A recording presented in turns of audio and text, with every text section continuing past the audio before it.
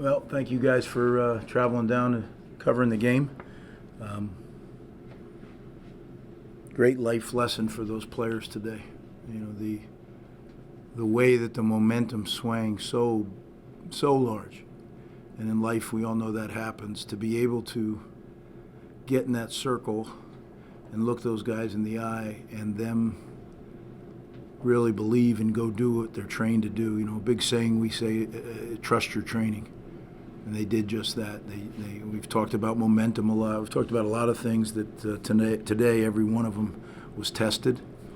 I think you learn a lesson. You go really get after somebody, and then it flips like that. It's very, very hard, especially in their stadium, to be able to pull it back and go win the game. And that's what we did. So I'm proud of the guys. We certainly have a lot to clean up. But in some ways, this game is going to help us. In many ways, this game will help us. I believe that, being through that experience together. So pleased about that, and we're getting ready to move on because we got a short week with Washington coming to town Friday night. So I'll answer any questions I can, and then we'll get back to New Jersey. You mentioned just how, coming together, winning this game, the resolve that it took. What did you think that says about the character of your team? Well, I think that we believe, all of us believe in a culture. And people sometimes say, oh, the chop, chop is so much more than people realize, right? It's the mental toughness to be able to focus on whatever the task is when everything could be going great, everything could be going lousy, or everything could be going kind of medium. But you have to have the mental toughness, because distractions are really what get most people, especially in this day and age, right? The way these guys grow up with the phones and everything, and Instagram and Twitter and all that stuff. It's to be able to have these guys do it the way they did today, I think is important for us. So, yeah, I was certainly there's a bunch of stuff, coaching and playing, that we'll clean up. But to be able to do what we did is important moving forward. Just the wide receiver screen to Ian Strong that ultimately became the big play on that drive. Was that the same wide receiver screen you threw at Michigan last year that was intercepted and taken back? And B, was it just an interesting play call to throw a wide receiver screen in that moment? Great call by Kirk Shiraka. That's really what it was. And without getting into details, very similar. Yeah, very similar. Really a great call. I want to ask you about a couple decisions. Jay Patel's 53-yard field goal. Why did you decide to kick a field goal there and not punt the ball? Well, initially we decided we were going to kick it. He made that in pregame. He made it from there. And Coach Allen said, look, he made it in pregame twice or whatever he did. Then we got the penalty. So then we drew him off sides. Got back to the spot where we had originally said we were going to kick it. Maybe I should have given it a little more thought. Hey, look, you just got a gift to get you back there. But the reason we did, to draw them off sides, go on a different cadence, was to be able to kick it again. It was, call it aggressive. I call it believing in my guys that they're going to be able to do it. And I know Jay Patel will make that. He's made 52-yarders. He'll make them again. The 4th and 1, you guys went for it and attempted a pass. Why did you go for it, and why was that the play call? Well, look, why was it the call? I think fans, media, everyone needs to understand. You game plan what you think is the good plays for those situations, and then you have more than one on the plan, so you call what you think is best at that time.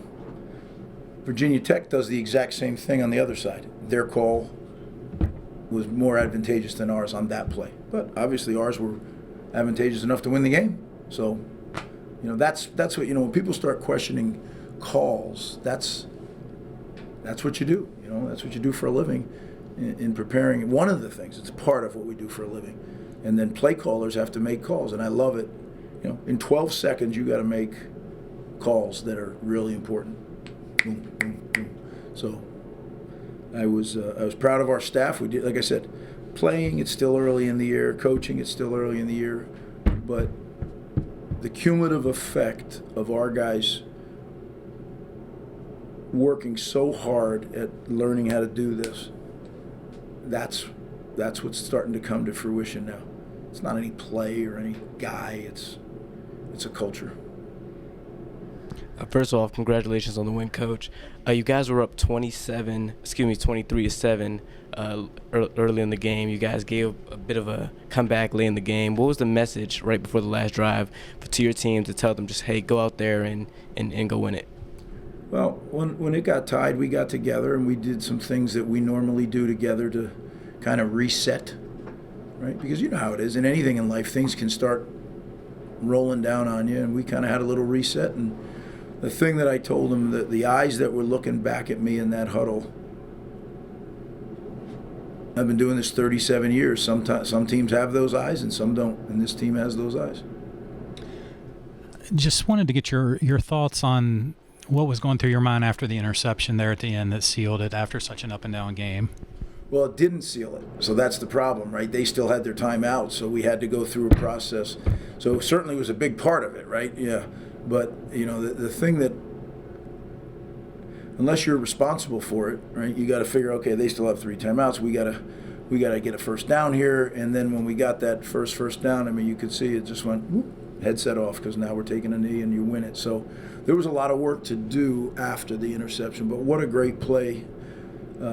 Pressure, and then Robert Longerbeam couldn't write a better script, right? A Virginia kid coming home, and you know, really the two of both he and Tyreem, you know, at one point was committed here and came back from his Achilles surgery at this game, and I knew this was always a target for him. He wanted to play here.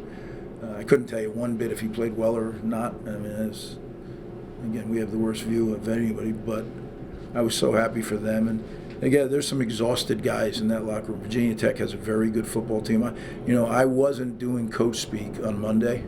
I believe that team has a lot of NFL players on it, a lot, both sides of the ball. So it's a good win, and it's one that we learned something about ourselves. Multiple trips to the red zone, 3 of them came up empty. One, why do you think? What was missing there for you guys to kind of put it in the end zone? And did you feel like your offense left some things on the table, given how well they played? We moved the ball. You're right. We moved the ball up and down the field. At times, we didn't finish the job, but up until this point, we've done a really good job in the red zone. So we'll have to go back and look. And but again, the team we were playing has really good players, and that's part of the deal, right? That's why it was a close ball game. They have good players. We have good players. They're well coached. I think really well coached. Coach Pry does a great job, and he has a really good staff. So we knew it was going to be this kind of game, and I literally talked to the team about the ebbs and flows. See, it's very different when you're playing in somebody else's stadium and the noise and it was a very hot day, and the sun was beaming on us the entire day, right? So, I mean, those guys, it was so many. You got to hydrate. You got to continue to hydrate through the game, and when things got tough, that's usually what can break a team down, and they just kind of give. And to see this team pull themselves up by their bootstraps and not give, rather go get, that was very impressive to me.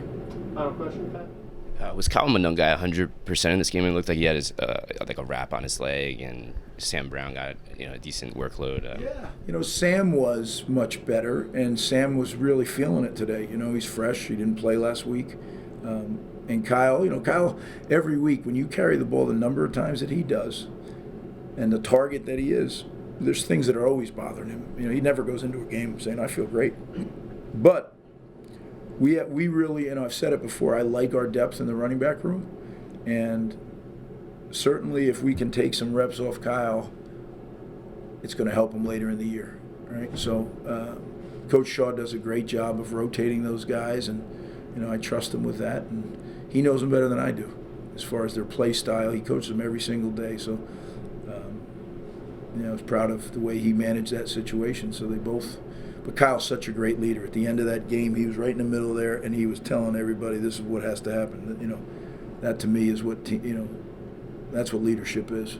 So yeah, proud of the guys. Now we got to move on, right? We got Washington, short week, Friday night, 8 p.m. blackout, and can't wait to get back to New Jersey and get started on that.